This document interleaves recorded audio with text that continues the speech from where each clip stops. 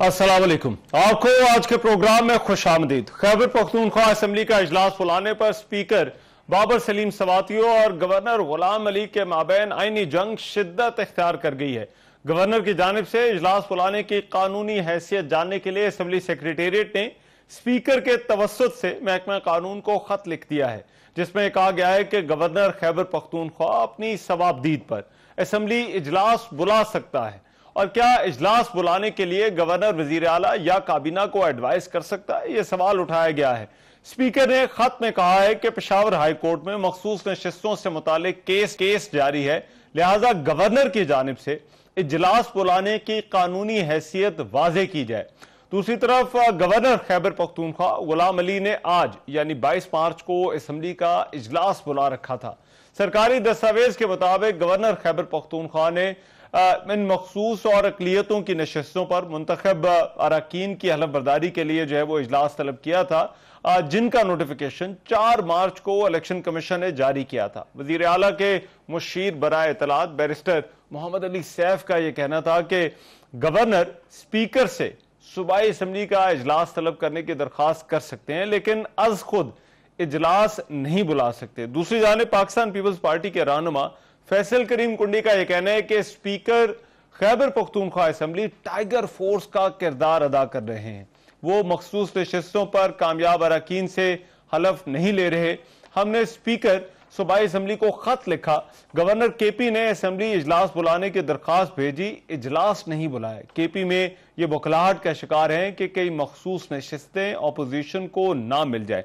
अब खैबर पख्तूनख्वा का मामला जो इन मखसूस नशिस्तों का है वो तो है, लेकिन उसके साथ साथ बलोचिस्तान में भी जो है वो काबीना की तश्कील ताखीर का शिकार है। बलोचिस्तान में काबीना की तश्कील अभी तक नहीं हो सकी। वजीर आला बलोचिस्तान मीर सरफराज बुगटी के हलफ उठाने के 19 रोज बाद भी सूबा बगैर काबीना के चल रहा है। अरकान असम्बली जो है वो काबीना की तश्कील में ताखीर को 2 अप्रैल में होने वाले सेनेट के इलेक्शन के साथ भी जोड़े हैं। इसके अलावा जो खैबर पख्तूनख्वा में मखसूस नशिस्तों का मामला है और उनकी हलफ बर्दारी का इशू है, वो भी जो है वो सेनेट के इलेक्शन के साथ जो है वो जुड़ा हुआ है। पाकिस्तान पीपल्स पार्टी इस पर अदालत भी गई हुई है। अदालत ने भी जो है वो इस मामले की समाअत की, लेकिन बुनियादी तौर पर इसमें एक तरफ जो है वो गवर्नर खैबर पख्तूनख्वा हैं और दूसरी तरफ स्पीकर खैबर पख्तूनख्वा असम्बली हैं। ये मामला जो है वो क्या रुख इख्तियार कर सकता है? खैबर पख्तूनख्वा में मखसूस नशिस्तों पर जो उम्मीदवार जिनका नोटिफिकेशन है वो उठा सकेंगे या नहीं उठा सकेंगे, इस पर बात करने के लिए पाकिस्तान पीपल्स पार्टी के रहनुमा जनाब फैसल करीम कुंडी साहब मेरे साथ इस्लामाबाद स्टूडियोज में मौजूद हैं। कुंडी साहब बहुत शुक्रिया सर आपके वक्त का।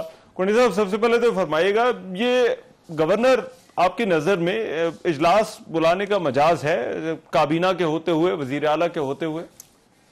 बिस्मिल्लाहिर्रहमानिर्रहीम। देखें, खैबर पख्तूनख्वा में अपोजिशन की जमातों ने जो है वो स्पीकर सूबाई असम्बली को खत भी लिखा, बल्कि मुलाकात भी की कि रिजर्व सीटों का फैसला हो चुका है और पूरे बाकी असम्बलियों में भी और कौमी असम्बली में भी उन्होंने ओथ ले लिया, तो आप इनका मेहरबानी करें ओथ ले लें।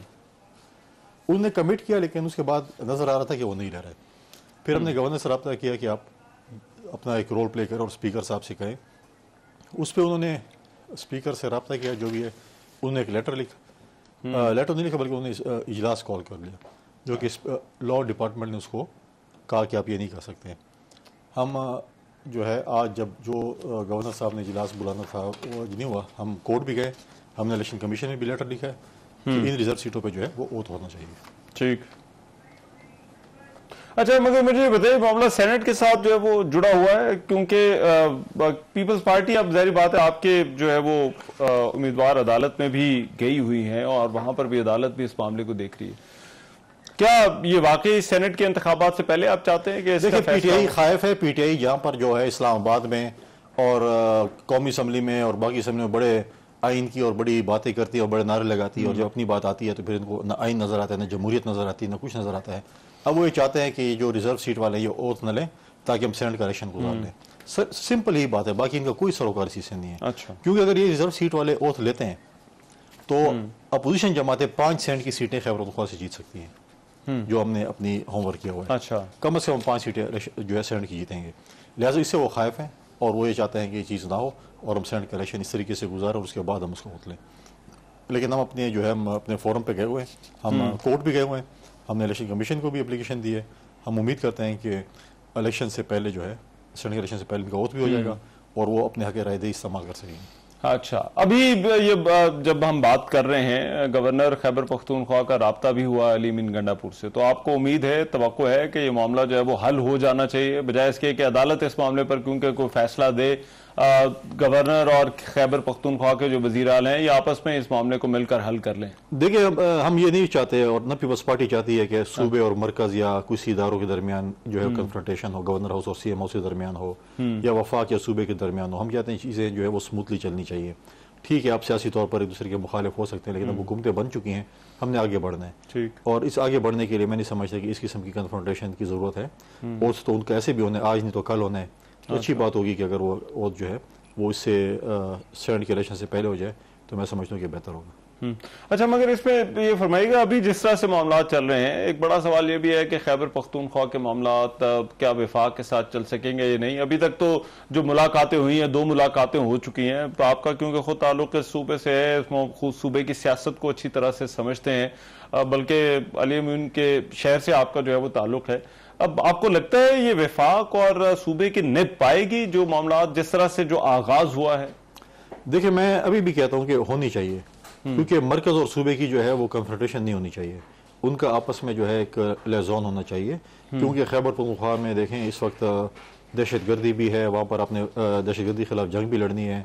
आपने साबिक फाटा के साथ जो कमिटमेंट की है 100 अरब रुपए सालाना खर्च करने की, उसके बाद तरक्याती काम है, बाकी चीज़ें हैं, उसके लिए आपका वफाक की सपोर्ट होना बड़ी ज़रूरी है। अफसोसनाक अमर यह है कि CM जो KP है उसमें पॉलिटिक्स करना चाहते हैं। अच्छा। जब वो अंदर जाते हैं तो CM प्राइम मिनिस्टर के साथ जो है ना वो गुडी गुडी खेलते हैं, हर चीज़ अपनी मनवाने की कोशिश करते हैं, बाहर आके फिर वो कहते हैं नहीं मैं तो मानते ही नहीं किसी को। आप अगर नहीं मानते तो फिर आते किस लिए? आज भी उनकी स्टेटमेंट आई, जी वो ये तो फॉर्म 47 वाले, मैं तो इनको नहीं मानता। फिर क्या करने थे वहाँ पे? हलवा था, तकसीम हो रहा था, जो आप आए हुए थे। तो फिर आप कहते कि मैं नहीं, लेकिन हम ये नहीं चाहते कि चीज़ों, हम कहते हैं कि सूबे और मरकज़ के दरमियान लेजोन होना चाहिए, क्योंकि अगर ये नहीं होगा तो हमारा सूबा पीछे जाएगा, हमारे सूबे में तरक्की नहीं होगी। हम यही कहते हैं कि तरक्याती कामों के लिए, सूबे की तरक्की के लिए वफाक और सूबे का एक पेज पे होना बड़ा जरूरी है। लेकिन वो बार बार कहते हैं, जो पहले भी उनसे पूछा गया कि आप मुलाकात क्यों करने आए, तो वो कहते हैं हम सूबे के अवाम के लिए मिलने आते हैं। और उन्होंने इससे पहले भी तकाजा किया, वो जो खैबर पख्तूनख्वा के वाजिबात हैं जो कि उनके मुताबिक वफाक को जो है वो देने हैं, तो वो कहते हैं कि हम इन वाजिबात की अदायगी चाहते हैं, ये हो गए तो हमारे फिर मसले आगे हल हो जाएंगे और सूबा भी जो है वो आगे चलेगा। अच्छी बात है, लेकिन ये मुझे भी बताया कि जो साबिक CM है उसने पिछले वज़ीर आज़म से कितनी डिमांडें की थी। जब इमरान खान वज़ीर आज़म था तो उनने वाजिबात के लिए कितनी आवाज़ उठाई? कभी जिंदगी में आवाज़ उठाई? आवाज़ तक नहीं उठाते थे। कैसे ना हो कि हमारी नौकरी खत्म पड़ जाए और हमें चीफ मिनिस्टर से हटा दें। उसके पूछ लेना कितनी आवाज़ उठाई है, कोई आवाज़ नहीं उठाई। लेकिन अच्छी बात है, होने चाहिए। हम कहते हैं कि जो हमारे वाजिबात हैं वो भी अदा होने चाहिए, तरक्याती काम भी होना चाहिए, लेकिन ये तरीक़ाकार नहीं जिस तरीक़ेकार को इन्होंने अडॉप्ट किया है, इनको तरीक़ाकार चेंज करना पड़ेगा, वरना इस तरीके से चीज़ नहीं चल सकती। अच्छा, बहुत सारे लोगों को कुछ तहफ़्फ़ुज़ात भी थे जब ये CM बने थे अली मीन गंडापुर के, इनके हवाले से, और ये तासुर भी दिया जा रहा था कि इमरान खान एक ऐसी शख्सियत को ले के आए हैं जो कि मुतनाज़ हो सकती है। अभी जबकि अब उनको CM बने हुए कुछ वक्त गुजर चुका है, आपकी अपनी क्या असेसमेंट है? क्या वो ठीक मामला जो है वो चला रहे हैं? मैं नहीं समझता कि देखें, आप पॉलिटिक्स, इलेक्शन फेज सब चीज़ से गुजर चुके हैं। अब आप चीफ मिनिस्टर बन चुके हैं। अगर आप समझते हैं कि आप चीफ मिनिस्टर हैं तो फिर आपको चीफ मिनिस्टर की तरह चलानी है। आपने उस चीज़ को जो है आगे लेकर चलना है। उसके साथ जैसे इन्होंने माजी में किया, जब प्राइम मिनिस्टर वहाँ पर गए उनको रिसीव नहीं किया, उनकी ओवर टेकिंग में नहीं है, ठीक है नहीं है, लेकिन चीज़ें जो है अपने सूबे के मामला को चलाने के लिए मरकज़ के साथ, प्राइम मिनिस्टर के साथ कोऑर्डिनेशन आपको रखनी पड़ेगी। अगर आप नहीं रखेंगे तो नुकसान होगा।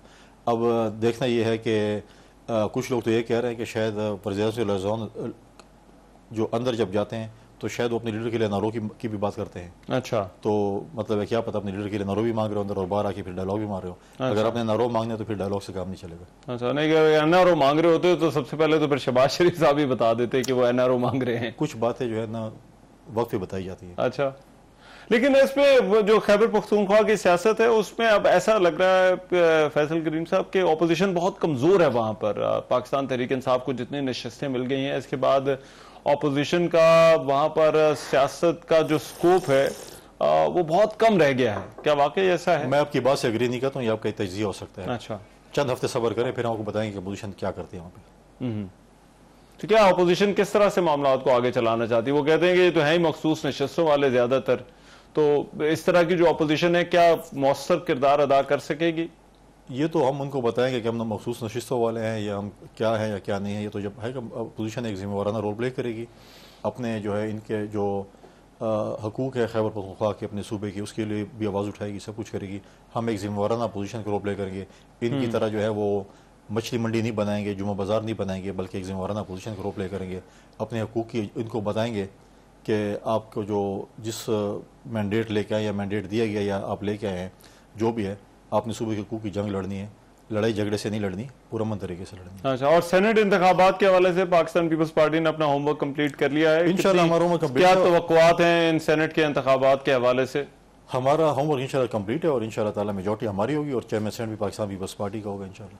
ठीक है, और ये मखसूस नशिस्तें भी आपको लगता है ये मामला हल हो जाएगा, ये हलफ उठा लेंगे और ये फिर उसके बाद तहरीक इंसाफ के पास अदालत में भी कोई जो है वो इसका रास्ता नहीं है? देखिए, मखसूस नशिस्तों का जो फैसला है इसी हाई कोर्ट ने किया है, पेशावर हाई कोर्ट ने किया है।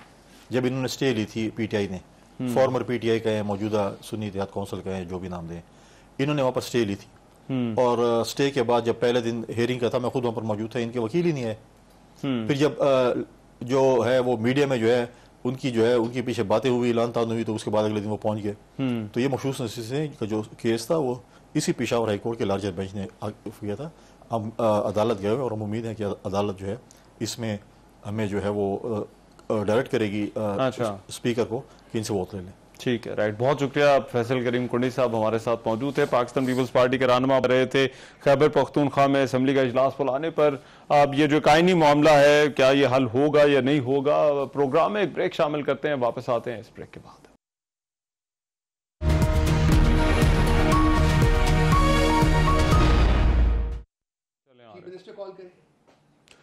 Welcome back after the break.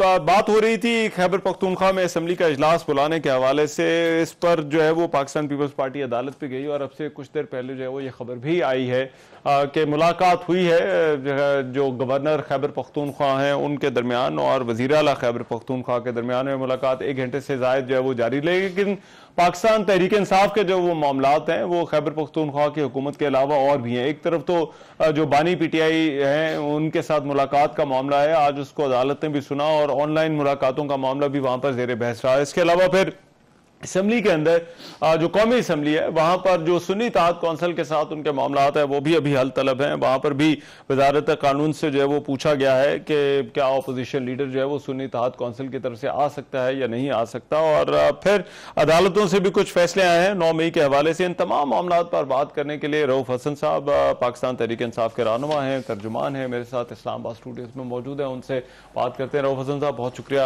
आपका। रऊफ हसन साहब सबसे पहले तो ये बताइए, जो खैबर पख्तूनख्वा में इजलास ना बुलाने का मामला है, यही कहा जा रहा है कि पाकिस्तान तहरीक इंसाफ चाहती है कि जो मखसूस नशिस्तों पर लोग आए हैं ये हलफ ना उठाएं और ना ही ये सेनेट के इंतखाब में वोट डाल सकें। क्या इसी वजह से नहीं बुलाया जा रहा इजलास? देखिए, ये तो कंजेक्चर है ना। एक इजलास बुलाने का जो तरीका है वो कॉन्स्टिट्यूशन में दर्ज है और मेरी इंफॉर्मेशन ये है, मैंने आज भी मेरे 2 वकला से बात हुई, उन्होंने कहा जी कि या चीफ मिनिस्टर कन्वीन करता है इजलास या फिर ऑपोजिशन रिक्विजिशन करती है इजलास को। अगर ऑपोजिशन रिक्विजिशन करे तो 2 हफ्ते के अंदर अंदर इजलास ऑटोमेटिकली बुलाना पड़ता है या उससे पहले उसे डिले नहीं किया जा सकता। अब ये कि गवर्नर इजलास कन्वीन करने की उसके पास कुछ पावर्स हैं, मेरी इंफॉर्मेशन ये है कि नहीं है, उसके पास पावर्स नहीं है, वो नहीं कन्वीन कर सकता। लेकिन एक अच्छी बात आपने बताई है कि गवर्नर और चीफ मिनिस्टर में मुलाकात हो गई है, शायद आपस में बैठ के ये मामलात को हल कर लें। लेकिन उनका ये कह रहे हैं कि ये पहले हो जाना चाहिए था। ये बार बार होता है कि हमारे मामलात जो है वो अदालतों के पास जाते हैं, वो भी अब अदालत में पाकिस्तान पीपल्स पार्टी तो जो है वो अदालत के अंदर जो है वो गई है। लेकिन उनका कहना है कि आर्टिकल 140 है, 109 है और उसके लिए हलफ के लिए जो असेंबली का इजलास है वो गवर्नर बुला सकता है। क्या इस पे कोई आपकी रहनुमाई की वकला ने? जी, मेरी इंफॉर्मेशन ये है कि जी इजलास बुलाने की जो अथॉरिटी है वो शायद चीफ मिनिस्टर के पास है और या फिर ऑपोजिशन के पास है, जबकि वो रिक्विजिशन करें, जिसमें कि 2 हफ्ते लग जाते हैं या उससे पहले बुला लिया जाता है। ये मुझे इल्म है। लेकिन अनफॉर्चुनेटली हो यही रहा है ना कि जी जिस तरीके से पीटीआई को डिप्राइव किया गया है हमारे रिजर्व कोटा से, जो भी है उसके मुहरकात हैं वो आपके सामने, सबके सामने। बेसिकली उस राइट को तो आप नहीं खत्म कर सकते ना, वो राइट तो हमारा मौजूद है। तो लाजमी बात है ये मामला तो अदालतों में जाएगा और ये लंबा जाएगा, आगे से फिर अदालतें ही फैसला करेंगी। और मैं आपकी इस बात से भी एग्री करता हूं कि सियासी मामला अदालतों में नहीं जाने चाहिए, तो वो सियासी लोगों को आपस में बैठ के बात करनी चाहिए। लेकिन फिर ये भी इंपॉर्टेंट होता है कि जब सियासी लोग अगर आपस में बैठ के बात करना चाहें, मामला को हल करना चाहें, तो फिर उन्हें अगर कोई गलत बात हो रही हो किसी सियासी जमात के साथ तो उन्हें एक मॉरल पोजीशन लेनी चाहिए, जैसा कि पीटीआई के साथ पिछले 2 साल में हो रहा है। तो यहां किसी सियासी जमात, हमें कोई सियासी जमात नजर नहीं आई है जिसने कि खड़े होकर कहा है कि हाँ पीटीआई के साथ ये ज्यादती हो रही है। अच्छा। तो ये भी एक it's a matter of utter disappointment for us. लेकिन ये फरमाइए, ये जो टेंशन है खैबर पख्तूनख्वा के अंदर, क्या आपके ख्याल में ये होनी चाहिए कि एक तरफ गवर्नर है और अभी असेंबली का आगाज है और आगाज में ही जो है वो गवर्नर एक तरफ खड़े हो गए हैं, खैबर पख्तूनख्वा के वजीर आला दूसरी तरफ खड़े हो गए हैं, तो ये टेंशन होनी चाहिए क्योंकि ये सूबे के लिए तो दुरुस्त नहीं है, सूबे के लिए तो कुछ खुशाइन बात नहीं है।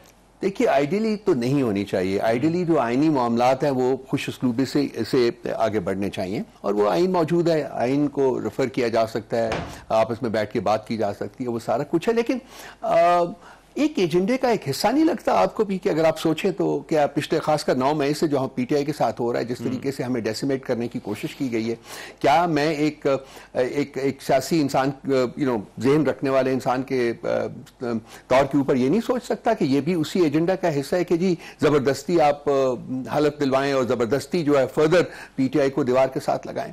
तो मेरा ख्याल है कि ये मामला कहीं ना कहीं तो खत्म होना पड़ेगा। तो पाकिस्तान तहरीक बड़ी कंफर्टेबल पोजीशन के अंदर है, वहां पर बावजूद इसके अगर उनको मखसूस नशिस्तें ना भी मिले, वहां पर इतनी बड़ी तादाद में नशिस्तें हैं कि वहां पर पार्लियामान के अंदर कम से कम तहरीक इंसाफ को कोई परेशानी नहीं होनी चाहिए। देखिए सियासत में एक सीट मैटर करती है। अब हमारी सीट जो कोटा हमसे लिया गया है, जो हमें नहीं दिया जा रहा और हम उसको फील करते हैं कि वो कॉन्स्टिट्यूशनली भी गलत है और वो लीगली भी गलत है, मॉरली तो गलत है ही है, वो नहीं दिया जा रहा, तो वो मैटर करता है। तो हमें हमारा हक तो है ना कि हम जद्दोजहद करें, उसको लेने के लिए कोशिश करें, तो वो हम कर रहे हैं, लगे हुए हैं। तो यहाँ मैं सिर्फ ये बात करना चाहूंगा कि बाकी जो दूसरी सियासी जमातें हैं जो हमारे ऑपोजिशन में हमारे खिलाफ वो सफारा हैं, उनको भी सोचना पड़ेगा कि किस हद तक वो पीटीआई को दबाते जाएंगे, किस हद तक वो पीटीआई के ऊपर जुल्म और कहर नाजिल करते जाएंगे, और ये भी उम्मीद लगा के बैठेंगे कि पीटीआई जो है वो रिस्पॉन्ड नहीं करेगी इन अप्रोप्रिएट मैनर। ऑब्वियसली हम लोग आइन और कानून के तकाजों के मुताबिक ही रिस्पॉन्ड कर रहे हैं और करते रहेंगे, तो ये हमारा हक है उसके लिए। और खासकर जो मैंने ब्रीफ आपके साथ शेयर किया उसके मुताबिक हमारी इंफॉर्मेशन ये है और मुझे बताया भी ये गया है कि वो गवर्नर साहब जो है वो इजलास बुलाने की उनके पास कॉन्स्टिट्यूशनल पावर मौजूद नहीं। लेकिन कुछ मामलात के अंदर तो जो पाकिस्तान तहरीक इंसाफ के खदशात थे, खासतौर पर वजीर आला के हवाले से उन पर जो केसेस हैं उनकी जमानत अभी जुडिशल कॉम्प्लेक्स हमला केस के अंदर भी हमने देखा जो है वो जमानत गुज़िश्ता रोज मंजूर हुई, इससे पहले भी उनको जो हिफाजती जमानत थी वो भी मिली। तो ये भी आप समझते नहीं कि कोई थोड़े जरा ऐसे इशारे हैं कि जिनको देखकर आगे बढ़ा जा सकता है खैबर पख्तूनख्वा और वफाक के दरमियान? अब मुझे पहले इस चीज का आपको रैशनल बता दें कि जी पहले आप लोगों के खिलाफ गलत मुकदमात कायम करें और फिर उनके साथ जो कुछ हुआ है, अली अमीन गंडापुर के साथ क्या हुआ, 3 महीने तक कहां थे ये, कहां थे ये? इसके अलावा और हमारे दर्जनों लोग थे, वो कहां थे, कहां लेके गया? तो ये तो, और उसके बाद अगर आप अदालत वो बेल आउट कर दे या हमें उसके वो दे दे तो हम ऑपोजिशन के मशकूर हो जाएं कि जी आपने बड़ा करम किया है कि जी आपने हमारी बेल को अपोज नहीं किया। ये इसमें पॉलिटिकल पार्टीज का, अनफॉर्चुनेटली मैं बदकिस्मती से कह रहा हूं ये कि कोई रोल नहीं है। अगर पॉलिटिकल पार्टीज ने अपने लिए एक परमानेंट पोजीशन बनानी है इस मुल्क के फ्यूचर में, मुस्तकबिल में, तो उन्हें फिर जैसा कि आपने फरमाया कि इसको बैठ के अपने मामलात को तय करना पड़ेगा और उसमें उनको देखना पड़ेगा कि पीटीआई के साथ वो सब लोग मिलकर PDM 1 और नाउ PDM 2 ये और इंटरम गवर्नमेंट ये क्या कर रही है, क्या किया है? कुछ बहस इस बात पर भी चल रही है कि क्या कुछ हवा बदली है या नहीं बदली। 9 मई के मुकदमात के हवाले से अदालत ने भी कुछ बहुत सारे लोगों की जमानतें भी मंजूर की, फिर इमरान खान के खुद 2 केसेस में, अगर मैं गलत नहीं हूँ, उनकी बरीयत हुई। तो 4 केसेस के अंदर। तो आपको लग रहा है कि कुछ हालात जो है वो बदले हैं, या पाकिस्तान तहरीक इंसाफ के लिए, या हवा का रुख जो है वो, जिसे हम कहते हैं कि वो कुछ बदला है? नहीं, मैं मुझे ये एहसास नहीं हो रहा जी। देखिए, वो छोटे मुकदमात थे, बिल्कुल वो नॉन एग्जिस्टेंट मुकदमा किस्म के मुकदमात थे। जो बड़े बड़े मुकदमात थे उसमें तो आपने 31 साल की सजा दी हुई है खान साहब को, उनकी बेगम साहबा को। तो वो मुकदमा जिनका मैं उनको कहता हूँ फेक हैं, फैब्रिकेटेड है एंड फ्रॉडुलेंट है, उन मुकदमात में आपने 31 साल की फॉर्मर प्राइम मिनिस्टर को सजा दी हुई है। तो वो वहां देखे ना कि वहां क्या कर रही है रियासत, वहां हुकूमत क्या कर रही है, वहां उनका रवैया क्या है, किस किस किस्म की स्टेटमेंट्स आती हैं, जब अदालतों में जाते हैं तो किस किस तरीके से डिले करने की कोशिश की जा रही है। अदालतें अनफॉर्चुनेटली, मैं आपके प्रोग्राम में बैठा हूं, मैं कुछ कहना नहीं चाहूंगा उसके बारे में कि उनका जो रोल रहा है, जो बिल्कुल पाकिस्तान की तारीख में जो उनका रोल है, वो कोई इतना एलिवेटिंग रोल नहीं है। अच्छा। तो अगर ये छोटे छोटे मुकदमात में खान साहब को उन्होंने बेल दी भी है, तो मैं फ्रैंकली मैं इसको इस तरीके से नहीं जांचूंगा कि जी ये किसी बड़ी बेल आउट की, बड़े बेल आउट की कोई पेशनामा, बड़ा पेशनामा। लेकिन अब एक चीज जो कि तहरीक इंसाफ के हवाले से बार बार हुकूमत की तरफ से कही जा रही है, वो ये कहा जा रहा है कि तहरीक इंसाफ मुल्क दुश्मनी कर रही है। और चाहे वो EU को खत लिखने का मामला हो, IMF का मामला हो, US में ये जो कांग्रेशनल हियरिंग हमने देखी, अब तो ये जो एक टैग है शायद जो तहरीक इंसाफ के साथ जो वो लगाने की कोशिश की जा रही है, इसको आप किस तरह से जो है वो देखते हैं? भाई, ये मुल्क दुश्मनी जो है, 76 साल से हम यहाँ हुब्बुल वतनी के और गद्दारी के मेडल बांटते आए हैं, और इन द प्रोसेस सुनो हमने आधे से ज्यादा मुल्क गंवा दिया है, बदनामी कमाई है। क्या यही रह गया है सिर्फ हुकूमतों के लिए, अदालतों के लिए, बाकी जो अथॉरिटीज़ हैं या जो पावर सेंटर्स हैं उनके लिए, कि जी आप लोगों की हुब्बुल वतनी को गेज करते रहें और लोगों की गद्दारी के बारे में आप तमगे उनको देते रहें, या उनको ये ख़त्म होना चाहिए। हमने हमारे से ज़्यादा हुब्बुल वतन जमात जो है वो पाकिस्तान की तारीख में शायद कोई ना हो। खान का कसूर क्या है? इमरान खान का कसूर ये है कि वो खड़ा हुआ है पाकिस्तान की सॉवरेंटी के लिए, पाकिस्तान की फ्रीडम के लिए और पाकिस्तान के अवाम की हकीकी आज़ादी के लिए।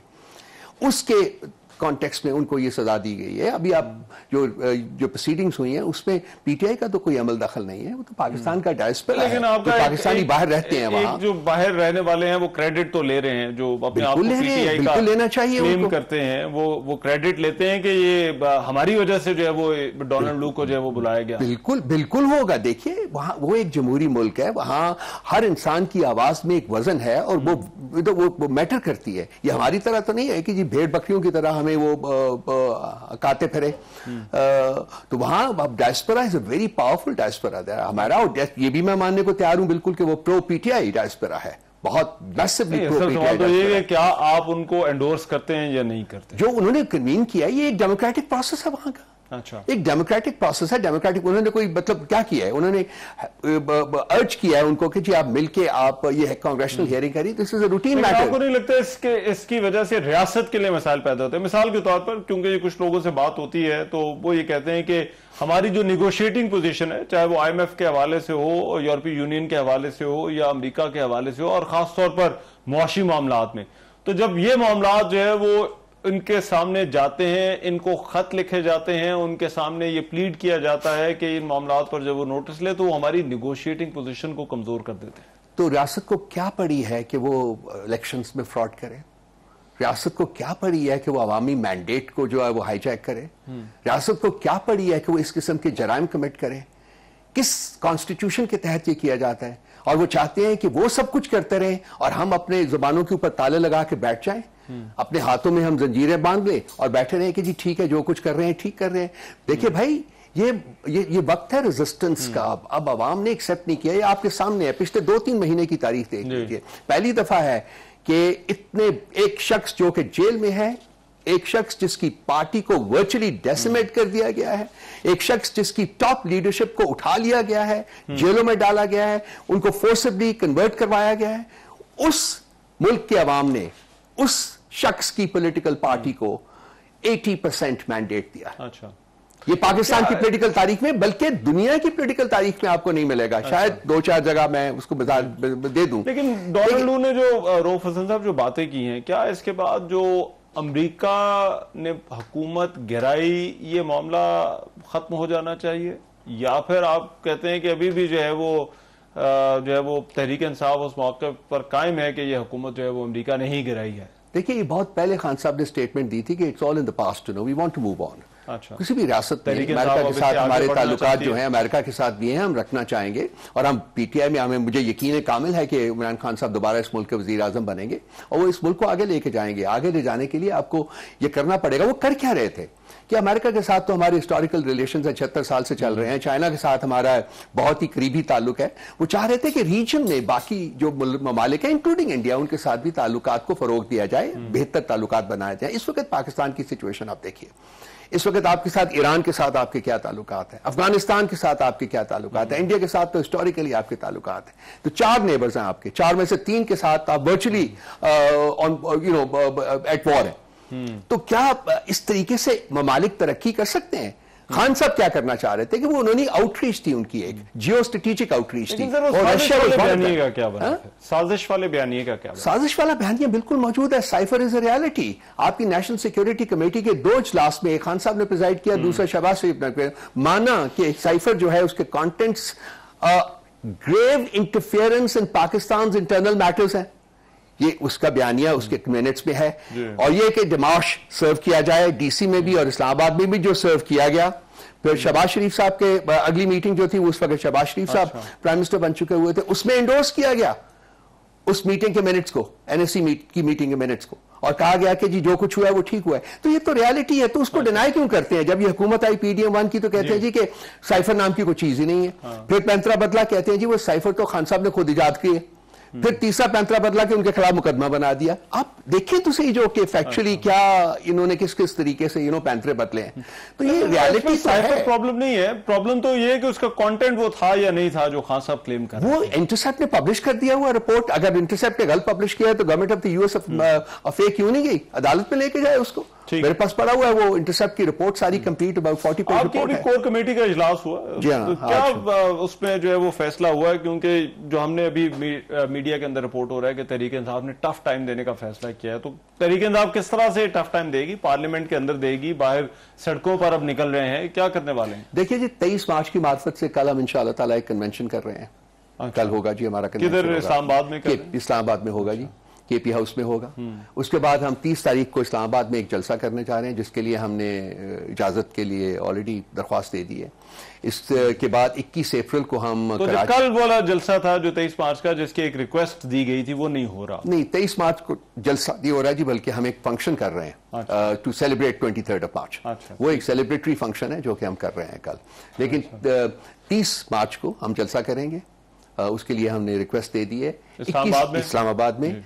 21 अप्रैल को हम कराची में मिलियन मार्च कर रहे हैं, वहीं एक जलसा भी होगा, रैली होगी, वो होगा। तो इन 3 चीजों की इजाजत जो है आज कोर कमेटी ने दी है जी। अच्छा। इसके बाद बाकी चीजें जो है वो नेक्स्ट पार्लियामेंट के अंदर क्या ये कोई फैसला हुआ है कि कमेटियों का हिस्सा बनना है नहीं बनना? वर्किंग रिलेशनशिप हुकूमत के साथ जो है वो क्या रखनी है? देखिए, वर्किंग रिलेशनशिप तो आपको आज कैबिनेट की कमेटी तो बना दी है। अली अमीन गंडापुर साहब की कॉन्डक्ट से आपको पता चलना चाहिए कि हम एक फंक्शनल रिलेशनशिप जो है वो विफाक के साथ रखना चाहते हैं। और हम बिल्कुल कैबिनेट कमेटीज जो आपकी जो नेशनल असेंबली की कमेटीज बनेगी उसमें हम डेफिनेटली बिल्कुल मेंबर बनेंगे। हमारा कोई इरादा नहीं है कि हम उसको तो ये जो आप कन्वेंशन कर रहे हैं, इसके बाद आपने 30 मार्च को जलसा करना है, फिर अप्रैल में भी आपने कराची में मिलियन मार्च करना है। मेन नुक्ता क्या है, एजेंडा आपका क्या है, डिमांड आपकी जो है वो क्या होगी? डिमांड हमारी यही है जी कि जो हमारा मैंडेट आपने चोरी किया है उसको रिवर्स करवाना है हमने। उसके लिए हमने, जैसा कि मैंने आपको लास्ट प्रोग्राम में भी कहा था, तीन महाज हैं हमारे। एक पार्लियामेंट के अंदर है, एक लीगल फ्रंट के ऊपर है और एक सियासी मैदान में है। हम इन तीनों महाजों के ऊपर अपनी जो जद्दोजहद है उसको जारी रखेंगे। क्या कोई तहरीक इंसाफ ने उसको कोई स्पेसिफाई किया है कि क्या कोई हल्के खोलने का, मखसूस हल्के खोलने का मुतालबा है? किस तरह से ये ऑडिट, अगर आप चाहते हैं इलेक्शन का, तो किस तरह से ऑडिट जो है वो किया जा सकता है? 2 दिन पहले हमने सुप्रीम कोर्ट में पिटिशन मूव किया, हामिद खान साहब ने मूव किया। उसको हमने 184(3) के अंडर उनको कहा है कि जी आप इनका नोटिस लें। और वो हम बहुत सारा जो रिकॉर्ड है वो फॉर्म 45 का वो भी उस एप्लीकेशन के साथ सबमिट कर रहे हैं। तो वी होप के चीफ जस्टिस साहब बहुत जल्दी उसका नोटिस लेंगे और उस सिलसिले में कोई जुडिशियल कमीशन बनेगा या जो कुछ भी बनेगा। हमारा बेसिक डिमांड क्या है, ऑडिट किया जाए जी। अब जो इलेक्शंस हुए हैं अब आप ये कह रहे हैं कि कोई जुडिशियल कमीशन बने, वो ऑडिट करे? ऑडिट कोई कर दें जी, ये सुप्रीम कोर्ट की डिसीजन के ऊपर है कि वो किस तरीके से करना चाहते हैं। आप जो हमारी अपनी जो बॉडीज हैं यहाँ जो कर सकती हैं, जो फाफन कर सकता है, पतन कर सकता है, हमने अपने IMF के लेटर में भी ये लिखा था कि ये बॉडीज हैं, they are competent to hold audit. उनको दे दीजिए, 2 हफ्ते में करा के दे देंगे। मतलब अगर आपने देखिए, मैं एक बड़ी सिंपल सी बात करता हूं, अगर मैंने कोई चोरी नहीं की तो मुझे कोई उज़र नहीं होना चाहिए कि मैं उसकी तावील पेश कर दूं। भागता वही है ऑडिट से जिसने चोरी की होती है। लेकिन ये भी तो देखिए कि जहां रिकाउंट हो रहा है, आपके उम्मीदवार जो है वो रिकाउंट तो हो रहा है सिर्फ इसलिए कि हमसे लेनी है सीट, वो तो एजेंडे का हिस्सा है। वो तो 20 सीटें हमें पता है, 4 चली गई है, 16 अभी जानी है। 20 सीटें हमें पता है, अंदर की कहानी पता है। 20 seats they have to take from us through recount. 4 ले लिए उन्होंने, 16 रहती, वो भी ले लेंगे।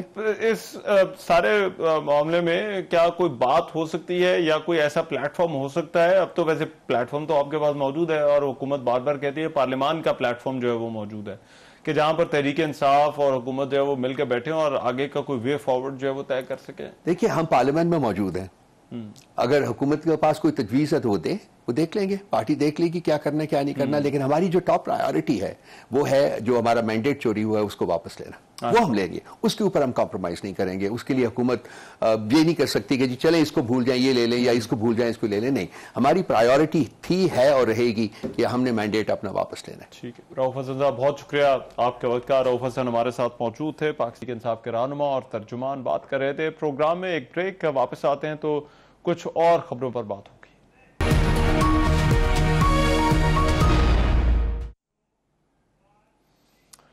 Welcome back. हालिया दिनों में मुल्क में दहशतगर्दी के वाकयात में इजाफा देखने में आया। डेरा इस्माइल खान में सिक्योरिटी फोर्सेस के काफिले के करीब खुदकुश धमाके में 2 एहलकार शहीद हो गए। ISPR के मुताबिक DI खान डिस्ट्रिक्ट में गाड़ी में सवार खुदकुश हमलावर ने सिक्योरिटी फोर्सेस के काफिले के करीब खुद को धमाके से उड़ा लिया। इससे पहले भी आपको याद होगा सिक्योरिटी फोर्सेस ने गवादर पोर्ट अथॉरिटी कॉलोनी पर हमला नाकाम बना दिया था और बरवक्त कार्रवाई से तमाम 8 दहशतगर्दों को हलाक कर दिया था। जबकि शमाली वजीरिस्तान में भी अफसोसनाक वाक़या पेश आया था। मीर अली में दहशतगर्दों के हमले में लेफ्टिनेंट कर्नल और कैप्टन समेत 7 फौजी जवान शहीद हो गए थे, जबकि क्लियरेंस ऑपरेशन में 6 दहशतगर्दों को भी हलाक किया गया था। इन दहशतगर्दों ने सिक्योरिटी चेक पोस्ट पर हमला किया था, जिसमें दहशतगर्दों ने बारूद से भरी गाड़ी चेक पोस्ट से टकरा दी थी और फिर मुतअद्दिद खुदकुश हमले किए थे। साल 2022 में कलअदम तहरीक तालिबान पाकिस्तान के साथ जंगबंदी का मुआहदा खत्म होने के बाद से पाकिस्तान में दहशतगर्दी में वाकयात में इजाफा देखने में आया है। वजारत दाखिला की तरफ से जो रिपोर्ट जमा कराई गई है उसके मुताबिक 1 अगस्त 2023 में मुल्क में दहशतगर्दी के 23 जो है वो 824 वाकयात हुए। पाकिस्तान में दहशतगर्दी के बढ़ते हुए वाकयात में अफगानिस्तान से आए हुए दहशतगर्दों के मुलव्वस होने के भी वाज़ेह शवाहिद मौजूद हैं। गुज़िश्ता दिनों खुफिया इतलात की बुनियाद पर पाकिस्तान ने अफगान हदूद के अंदर भी जो है वो कार्रवाई की थी, जिसमें हाफिज गुल बहादुर ग्रुप से वाबस्ता दहशतगर्दों को निशाना बनाया गया था। पाकिस्तान में ये जो हालिया दहशतगर्दी की लहर है, वाकयात में जो हम एक जो है वो इजाफा देख रहे हैं, ये सिक्योरिटी के हवाले से कितना बड़ा चैलेंज है, इसके पीछे मुहर्रकात क्या हैं। दिफाई तजज़ियेकार इम्तियाज़ गुल साहब मेरे साथ इस वक्त मौजूद हैं। इस पर बात करने के लिए इम्तियाज़ गुल साहब बहुत शुक्रिया आपका वक्त है। इम्तियाज़ गुल साहब, एक हम स्पाइक देख रहे हैं और ये हमें 2023 के जो है वो आखिर से जो है वो वाकयात में इजाफा हुआ और 2024 में भी जो है वो ये वाकयात उसी तसलसल के साथ जारी हैं। किस तरह से आप देखते हैं, इसके पीछे क्या मुहर्रकात हैं कि जो है वो इस कदर इजाफा देखने में आ रहा है? जी शुक्रिया रहमान। बुनियादी तौर पे मैं समझता हूँ कि हमारे जितने भी जय्यद रहनुमा हैं, चाहे वो सिविल हैं या फौजी हैं, अब भी एक उन्होंने गर्दान पकड़ी होती है कि दहशतगर्द मुसलमान नहीं हैं, बड़े बुज़दिल हैं और बड़ी ज्यादती कर रहे हैं।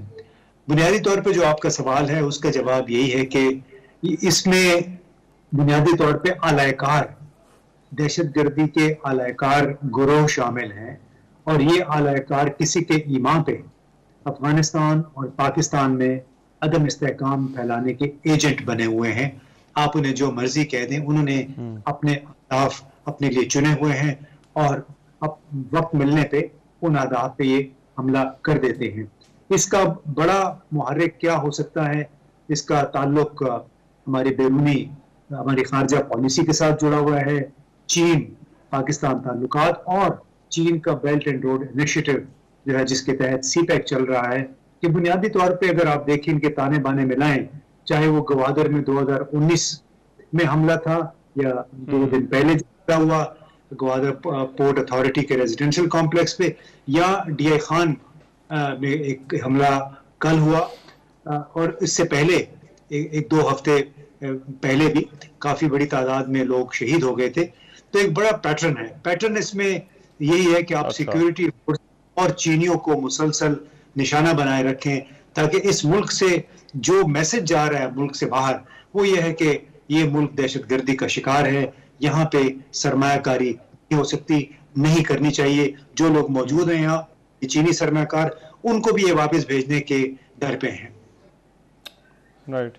लेकिन इसमें देखिए, ये पूरे वेस्टर्न फ्रंट पर हम इन वाकयात का तसलसल देख रहे हैं, चाहे वो बलूचिस्तान हो या खैबर पख्तूनख्वा हो। तो ये भी कोई कोइंसिडेंस ही आपको नजर आता है, या फिर यहाँ पर जो है वो ताने बाने, अब जिस तरह से पहले बात की जा रही थी कि ये जो तमाम की तमाम दहशतगर्द तंजीमें हैं, चाहे वो बलोच अलहदगी पसंद तंजीमें हो या ये मजहबी इंतहा पसंद ग्रुप हो, अब ये मिलकर कार्रवाइयां कर रहे हैं। जी बिल्कुल, ये मिलकर कार्रवाइयां कर रहे हैं। इसीलिए मैं अब एक बार फिर इस बात पे जोर दूंगा कि ये प्रॉक्सी टेररिस्ट ग्रुप हैं। इनका बुनियादी मकसद एक ही है, और वो है पाकिस्तान में गैर यकीनी अदम इस्तेहकाम फैलाना। कोई तकरीबन 2 साल पहले नवंबर 2021 में गालिबन एक बलोच पीपल्स आर्मी बनी थी, और उसमें हम Tehrik Taliban Pakistan, RRUL Hind, Baloch liberation front, Baloch army, इन सब ने मिलके एक ऑपरेशनल स्ट्रेटेजी बनाई थी। और इसका जो बलोच लिबरेशन फ्रंट और बलोच लिबरेशन आर्मी है, उनका जो टारगेट था वो चीनी एहलकार हैं जो यहाँ मुख्तलिफ प्रोजेक्ट्स पे काम कर रहे हैं, उसके साथ साथ फौज, पैरामिलिट्री। जबकि तहरीक तालिबान पाकिस्तान ने जिम्मेदारी ली, और उसके साथ साथ Islamic state of Khorasan province, जिसको दाइश भी कहते हैं, इन्होंने मिलके बड़ा सिस्टमैटिकली पाकिस्तान की सिक्योरिटी फोर्सेस को निशाना बनाया है।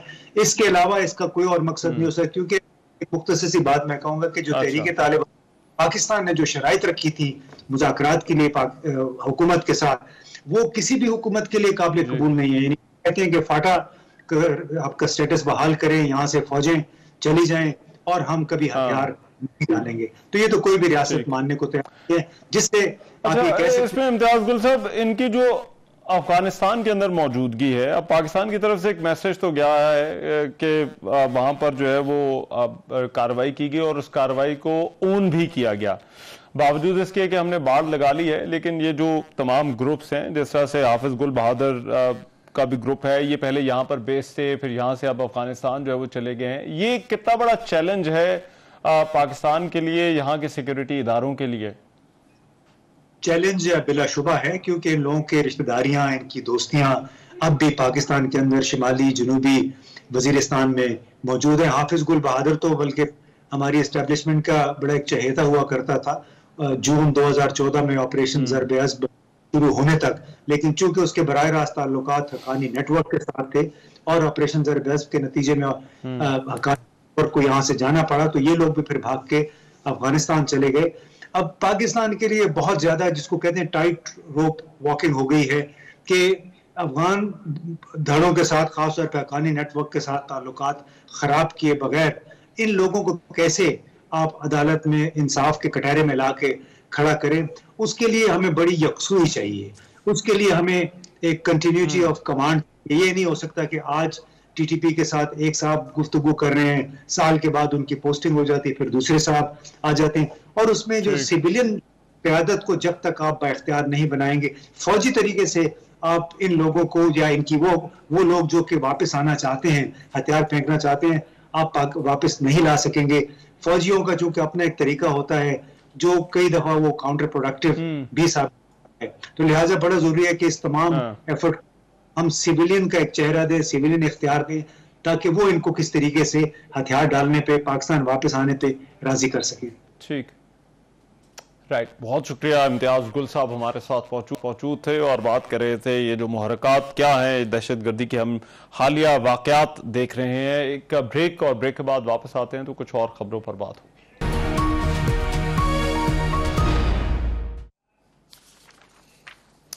Welcome back after the break. Supreme court ने साबिक जज इस्लामाबाद हाई कोर्ट शौकत अजीज सदीकी की बरतरफी का नोटिफिकेशन कलअदम करार दे दिया। चीफ जस्टिस काजी फायज ईसा की सरबराही में जो है वो 5 रुकनी लार्जर बेंच ने महफूज शुदा फैसला जारी किया। सुप्रीम कोर्ट ने फैसले में कहा कि शौकत अजीज सदीकी की बरतरफी के खिलाफ अपीलें मंजूर की जाती हैं। शौकत अजीज सदीकी को रिटायर्ड जज की तमाम मराद दी जाएं। फैसले में कहा गया कि केस ताखीर से मुकर्रर होने की वजह से शौकत अजीज सदीकी की उम्र 62 साल पूरी हो चुकी है। उम्र पूरी होने की वजह से शौकत अजीज सदीकी को ओहदे पर बहाल नहीं किया जा सकता, अलबत्ता उनकी मराद बहाल की जाती हैं। अब शौकत अजीज सदीकी जो है वो सबसे पहले जो है वो एडिशनल जज जो है वो तैनात हुए थे, फिर उन्हें मुस्तकिल जज मुकर्रर जो है वो किया गया था। शौकत अजीज सदीकी ने 21 जुलाई 2018 में रावलपिंडी बार से खिताब के दौरान ये इल्ज़ाम आयद किया था कि ISI के एहलकार न सिर्फ अदालती मामलात पर असरअंदाज होते हैं बल्कि अपनी पसंद के बेंच बनवा कर मर्जी के फैसले भी लेते हैं। इस तकरीर में उन्होंने इल्ज़ाम लगाया था कि एजेंसी के एहलकारों ने इस्लामाबाद हाई कोर्ट के चीफ जस्टिस अनवार कासी से मुलाकात करके उन्हें साबिक वज़ीर-ए-आज़म नवाज शरीफ, मरीम नवाज और कैप्टन रिटायर्ड मोहम्मद सफदर को एहतसाब अदालत से मिलने वाली सजा के खिलाफ अपीलों की समाअत जो है वो 25 जुलाई को मुल्क में होने वाले आम इंतखाबात के बाद करने का कहा था, जिसे जस्टिस शौकत सदीकी के बकौल तस्लीम कर लिया गया था। इन बयानात के बाद वजारत दिफा के हवाले से एक शिकायत भी उनकी तरफ से जो है वो आई थी, सुप्रीम जुडिशल काउंसिल में दायर की गई। सुप्रीम कोर्ट के साबिक चीफ जस्टिस मियां साकिब निसार की सरबराही में सुप्रीम जुडिशल काउंसिल ने इस शिकायत पर आइन के आर्टिकल 209 के तहत जो है वो जस्टिस शौकत सदीकी के खिलाफ कार्रवाई करते हुए सदर मुमलिकत से इस्लामाबाद हाई कोर्ट के जो है वो ये जज से उनको ओहदे से हटाने की सिफारिश की थी, जिस पर अमल करते हुए सदर मुमलिकत डॉक्टर आरिफ अलवी ने अक्टूबर में शौकत अजीज सदीकी को बरतरफ कर दिया था। बाद शौकत अजीज सदीकी ने इस मामले को सुप्रीम कोर्ट में चैलेंज किया और एक और दरख्वास्त दायर की, जिस पर इब्तिदा में तो एतराज़ात आयद किए गए थे। ताहम फरवरी में सुप्रीम कोर्ट ने इन एतराज़ात को ख़त्म करते हुए दरख्वास्त समाअत के लिए मंजूर कर ली, लेकिन इसके बावजूद अपील पर समाअत गैर मामूली ताखीर का शिकार है, जिस पर उन्होंने चीफ जस्टिस ऑफ पाकिस्तान को मुख्तलिफ खतूत लिखे और इस केस की जल्द समाअत करने की सदा की। बिलाखिर जब इस केस की समाअत हुई तो इसमें जस्टिस उमर अता बंदयाल के दौर में इस केस की 13 समाअतें हुई, लेकिन फिर भी ये मुकदमा तातुल का शिकार रहा। मौजूदा चीफ जस्टिस काजी फायज ईसा की अदालत में इस मुकदमे की जो थी वो पहले समाअत शुरू हुई और फिर साबिक DG ISI lieutenant general Faiz Hameed, brigadier Irfan Ramay, साबिक chief justice Islamabad high court Anwar Kasi और साबिक registrar supreme court Arbab Arif को नोटिस जारी हुए। उन्होंने जो है वो सुप्रीम कोर्ट में जवाबात भी जमा कराए। इसके अलावा जो है वो दीगर नामजद फरीकैन ने भी अपने जवाबात जमा कराए थे और फिर 23 जनवरी को सुप्रीम कोर्ट ने इस केस का फैसला महफूज कर लिया था। दौरान समाअत जो है वो हमने बहुत सारे इंपॉर्टेंट रिमार्क्स भी देखे और जो कि जस्टिस काजी फायज ईसा की तरफ से है। बहरहाल फिर ये फैसला जो है वो आज जारी कर दिया गया है, जिसमें जस्टिस शौकत सदीकी को बतौर जज उनको बहाल किया गया और वो जज उनके अपने नाम के साथ भी लगा सकेंगे और फिर उनकी जो मरात हैं वो भी उनको देने का कहा गया है। लेकिन ये एक दिलचस्प केस है जिसमें एक चीफ जस्टिस की सिफारिश के नतीजे में होने वाले एक जज की बरतरफी को दूसरे चीफ जस्टिस ने कलअदम करार दे दिया है। हसनात मलिक हमारे साथ मौजूद हैं, सीनियर रिपोर्टर हैं ट्रिब्यून के, उनसे केस के हवाले से बात करते हैं। हसनात, एक तो ये कि कितना गैर मामूली फैसला है ये और फिर ऐसा लग रहा है कि ये अदालत ने फैसला तो इस बुनियाद पर दिया है कि शौकत अजीज सदीकी को नहीं सुना गया, लेकिन जो उनके इल्जामात थे, जो तकरीर का मामला था, क्या उस पर इस फैसले का कोई असर होगा या नहीं होगा? जी, सबसे पहले तो ये पाकिस्तान की तारीख में पहली दफ़ा हुआ है कि एक जज जिसको सुप्रीम जुडिशल काउंसिल ने फारिग किया हो और वो जो है वो तकरीबन 6 साल बाद उसको बहाल किया जाता है और कहा जाता है कि अनफॉर्चुनेटली वो उनकी उम्र पूरी हो गई है, वो रिटायर हो चुके हैं, लेकिन वो पर्सन प्रिविलेजेस और सारा जो मराहत हैं वो सारी उनको मिलेंगी। तो ये एक अनप्रेसिडेंटेड था क्योंकि आर्टिकल 211 में एक बार है कि जो सुप्रीम जुडिशल काउंसिल की जो ओपिनियन है, जो उनका फैसला है, वो किसी कोर्ट ऑफ लॉ में चैलेंज नहीं हो सकता। तो ये एक फाइनल रिपोर्ट थी जिसको सुप्रीम कोर्ट ने ये कह के रिजेक्ट किया कि इस रिपोर्ट में जो शौकत सिद्दीकी साहब की रिमूवल के लिए सिफारिश की गई थी, इसमें जो इंक्वायरी है वो नहीं हुई। तो ये बात बिल्कुल ठीक है कि इंक्वायरी जो है उस वक्त नहीं थी। वजह ये थी कि उस वक्त के जो जजेस थे, जो चीफ जस्टिस उस वक्त के साकिब निसार, वो जल्दी में थे, क्योंकि शौकत सिद्दीकी साहब वो टाइम था जब अगर उनका केस प्रोलॉन्ग किया जाता तो वो chief justice Islamabad high court बन जाते। और सब सारा पर्पज ही ये था उस वक्त के जजेस का कि इनको हाई कोर्ट का चीफ जस्टिस ना बनने दिया जाए, उससे पहले इनको फारिग किया जाए। जहाँ तक इनके इल्ज़ामात हैं वो बड़े सीरियस नेचर के हैं, जिसे सुप्रीम कोर्ट ने इस आर्डर में भी कहा है। उस हवाले से सुप्रीम कोर्ट खामोश है कि उन जो इल्ज़ामात हैं उनका इंक्वायरी होनी चाहिए नहीं होनी चाहिए, उस पर कुछ नहीं कहा गया। तो ये विन विन है सबकी। मेरा ख्याल है इस पर किसी को भी इतराज़ नहीं होगा जो उनको पेंशन मिली। लेकिन अगर वो इंक्वायरी का हुक्म देते तो फिर ज़रा मुश्किलात थी। लेकिन अभी इस वक्त मेरा नहीं ख्याल कि कोई किसी हल्के की तरफ से कोई इस पे ऑब्जेक्शन आएगा।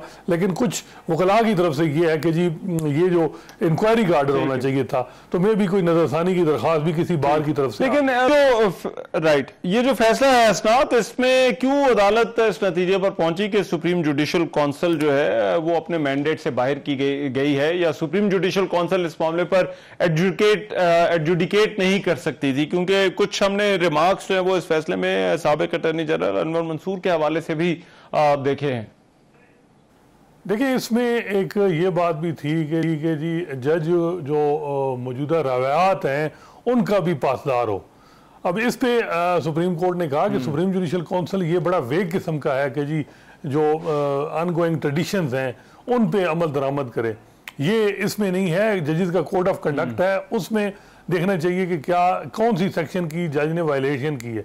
तो ये इस किस्म की टर्म इस्तेमाल करके जज को इस तरह और कॉन्स्टिट्यूशनल कोर्ट के जज को फारिग करना ये मुनासिब नहीं है।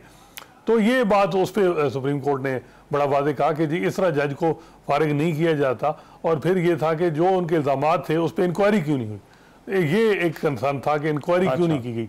वहाँ उस वक्त सुप्रीम जुडिशल काउंसिल ने कहा था कि जो इल्ज़ामात लगाए गए यही इतने काफ़ी हैं कि उन्होंने मिसकंडक्ट कर दिया, इन इल्ज़ामात से आगे ना जाया जाए। लेकिन जैसे मैंने आपको पहले बताया कि उस वक्त की सुप्रीम जुडिशल काउंसिल जल्दी में थी, वो एक टेक्निकली जो है वो नॉकआउट करना चाह रहे थे शौकत सिद्दीकी साहब को, और उन्होंने एक जो उज़र तलाश करके जिसे हमने देखा कि वो एक तकरीर की, उस बुनियाद पे उन्होंने उनको घर भेज दिया। तो उस वक्त यही था कि इस्लामाबाद हाई कोर्ट का चीफ जस्टिस किसी तरह भी उस वक्त की अदलिया या उस वक्त के मुक़्तदर हल्के नहीं चाह रहे थे कि वो चीफ जस्टिस इस्लाम। राइट, बहुत शुक्रिया। असनात मलिक हमारे साथ मौजूद थे। आज के प्रोग्राम से इतना ही। मेज़बान रहमान अज़हर को इजाज़त दीजिए। अल्लाह ने के बाद।